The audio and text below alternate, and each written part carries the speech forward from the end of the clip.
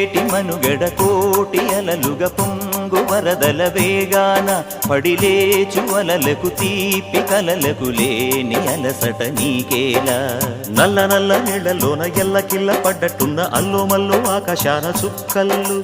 అమ్మాయంటి జాబిల్లమ్మ అబ్బాయంటి సూర్యుడమ్మ ఇంటి దీపాలవ్వాలంట దిక్కుళ్ళు ఎవరికి వారే